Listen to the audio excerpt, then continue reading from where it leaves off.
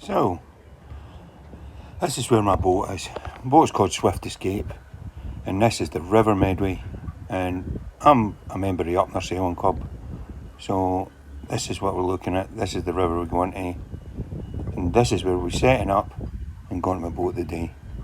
We've got some work to do on the boat, so first we're going to set up a dinghy and get off. Good morning everybody. I'm going to set up the dinghy now. I'll put this camera up here so you can all have a look. Like my baldy heat. I suppose I should introduce myself. My name's Chris. I'm new to this sailing malarkey. I bought my boat about a year a bit ago, and I've worked on a few things, but mostly I've been buying a dinghy, buying engines, testing things out, getting used to crossing the river and all that sort of thing. I've got everything done now, and my boat's really a work in progress. So I used to go dinghy sailing, but now I've got a yacht, or we're going to call it a giant dinghy. It's not really a yacht. So I hope you enjoy my video. This is just a few of the things I do to get going. So I suppose this season's videos are going to be about getting the boat working. Got a few things to do on it. We're trying to get the engine running, and then some electrics. Other than that, the boat's a solid boat. It's got good sails, good rigging, good everything else. Just want to get these few little things the way I want them before I start sailing it.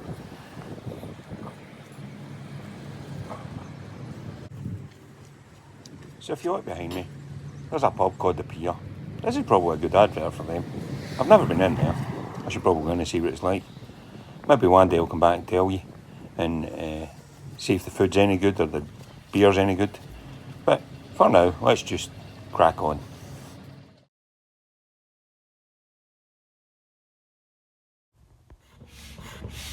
In reality, nobody really needs to see an old man pumping up a dinghy. But here's how it goes together.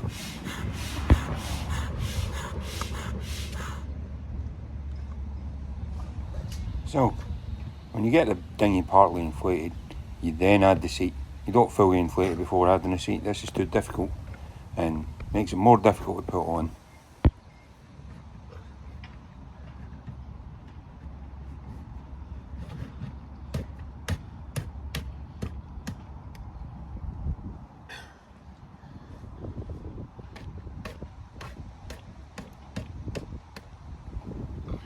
That's it, that's just where I want it. Now time to fully inflate it. Now chuck the pump in the boat, because you never know when you might need it.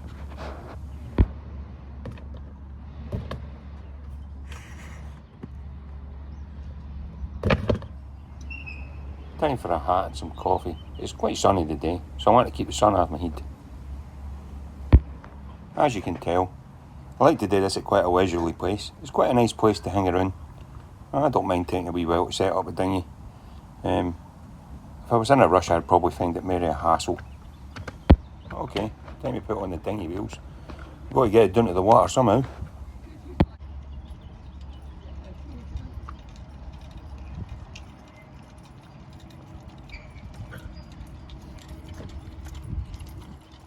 Oh, I wouldn't do it that way. Can't be bothered carrying it. No, that's what I could do with on mine actually, some wheel. I think they were only 50 quid out of that Pirate's Cave thing. Really? Yeah. How do they fix on then? That one's got screws, but then I've epoxied them on as well.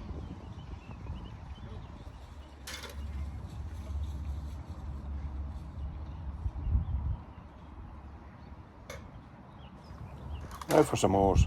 Don't think I've ever used them, but they're there for safety in case the engine breaks.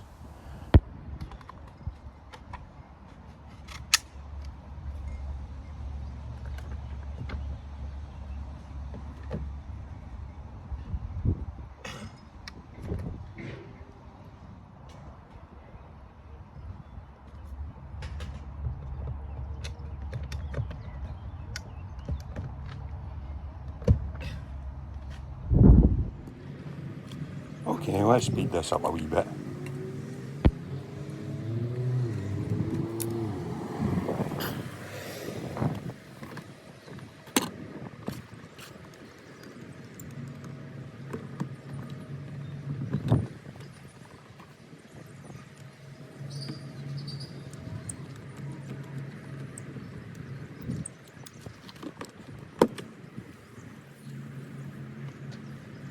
Now it's time just to load my stuff. Always remember some extra fuel, just in case.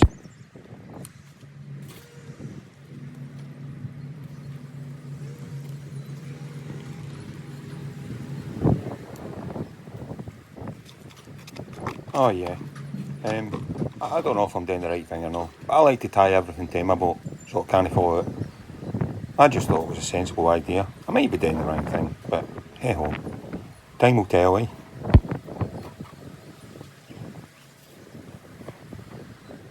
This is even my fancy phone case.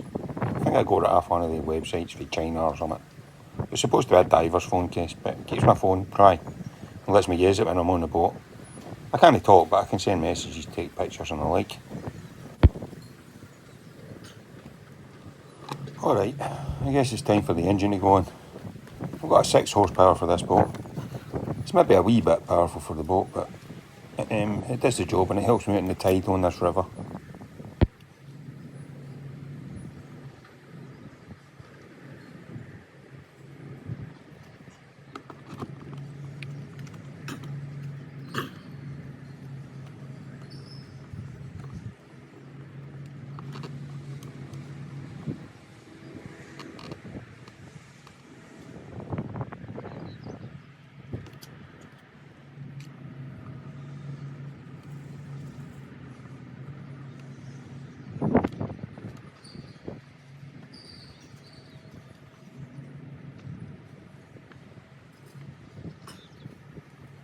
Well, that's it. Pretty much set up done. Put me and some stuff in the boat and go. So, okay, I forgot to take any footage of me putting the dinghy in the water, and I probably have to think about having video on myself in the boat because the GoPro on my cap isn't really working. The video's all over the place. But here's some little video I've taken of me getting to the boat. I'll probably speed it up a wee bit. And sorry if it makes you dizzy while you're watching it. In the distance there you can see Upner Castle. Yep, we have our very own castle. It's not the best footage, but on my other YouTube videos you can probably see better pictures of Upner. So enjoy. I suppose in this bit of footage just here, to the trained eye anyway, you can see that I'm fighting the tide. That means that I'm motoring the boat against the tide upstream. So you can see how strong it is. There's quite a bit of current where we are.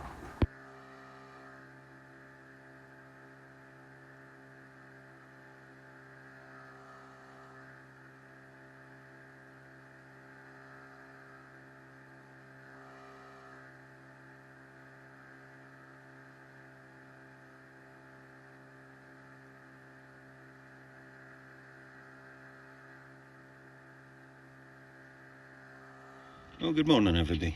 It's time I introduce myself properly. I'm Chris. I'm here. I'm a member of Upner Sailing Club in the Medway. And I'm a novice sailor. I'm just starting to fix up my boat.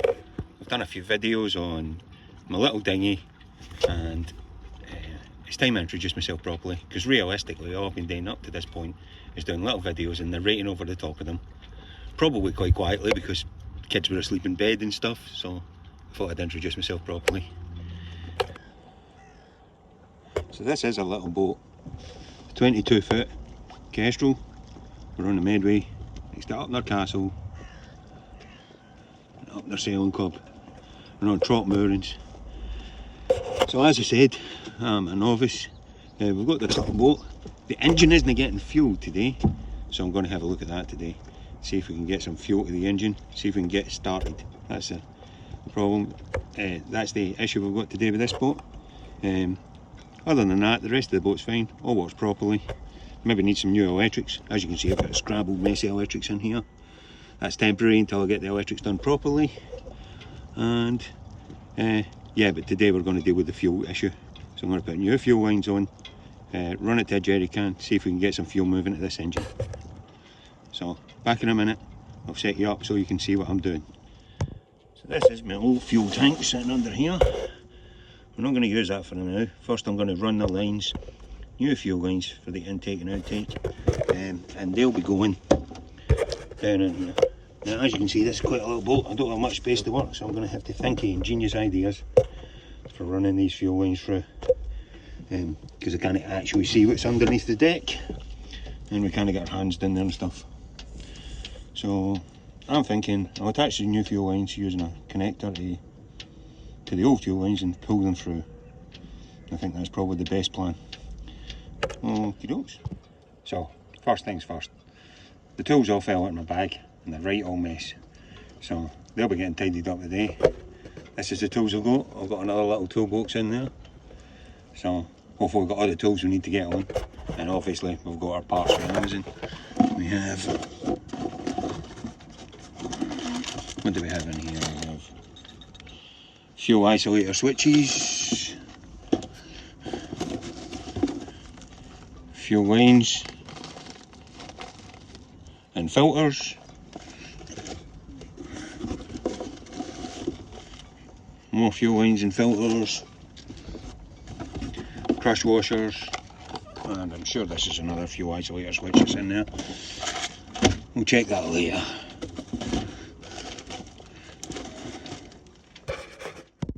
So this is my new lift pump. I've just replaced the crush washers on it. Now we're going to move on to the pipe. As with every YouTube video I've ever made, I forgot to film something. So there's the new pipe. That's the outlet pipe for the fuel tank going to the lift pump. It goes through there, under the hull, under the deck, and comes out at the lift pump. So now I have replaced the crush washers on the lift pump. The lift pump is down there. Now I'm going to replace the pipe and the crush washers from the lift pump to the fuel filter housing. Fuel filter housing is this bit here, and the pipe comes in that inlet. So now I've replaced the fuel return line from the top of the injector, I'm sure that is, the injector housing, back to the fuel tank. This one here, that's the fuel out, that's the fuel in. So now I've set up all the lines. As you can see, the fuel in my tank's pretty old, so I've took a jerry can and a priming bulb. Because I'm on my own, it's a bit easier with the priming bulb. I'm going to just bleed the system, so I'll show you how that's done. If it's wrong, please let me know in the comments.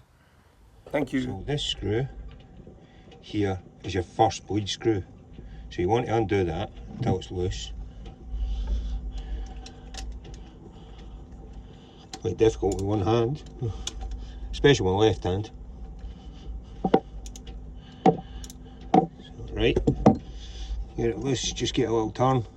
As you can see, I have already bled this screw, I just forgot to video it, so I'm just showing you again. And then we take the primer bulb, push it, and diesel will flow out of there. Lots of diesel if you're using a bulb. The lift pump does work for priming, so you don't need the bulb to prime. But as I say, just because of the way my boat's set up, it's easier.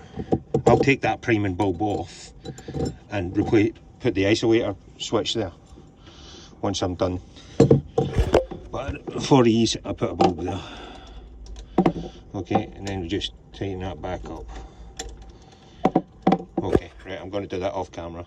Then my next screw for priming, I'm sure, is here, right above the oil cap. So I'm going to loosen that, and I'm going to use the lift pump this time because it's easier for me to use the lift pump for this side. So I have seen some bubbles and fuel coming out of it. There we go. You can see some bubbles and fuel coming out.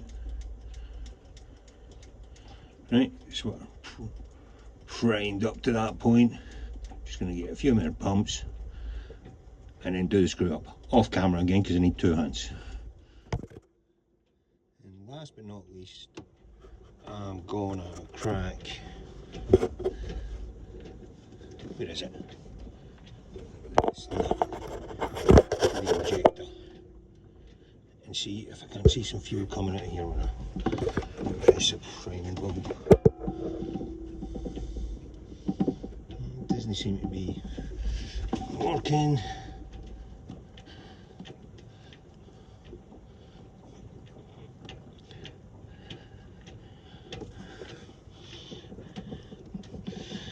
see the bulb has still got pressure in it, so I guess the only thing to do is to try and start the engine.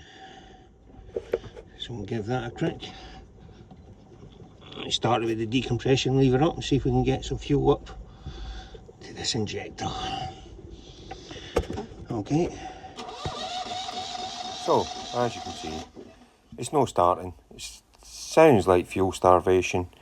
I've tried giving it some gas. I've tried it with the decompression lever up. I actually got some fuel to come up to the injector housing. Took the pipe off, checked it, and as you'll see in a minute, I checked the cut-off switch to make sure that wasn't stuck. So now it's time to pay a mechanic to come and have a look at it. So that's what I'm going to do. So hopefully that'll work, and I'll have a working engine in the next video. Cheers!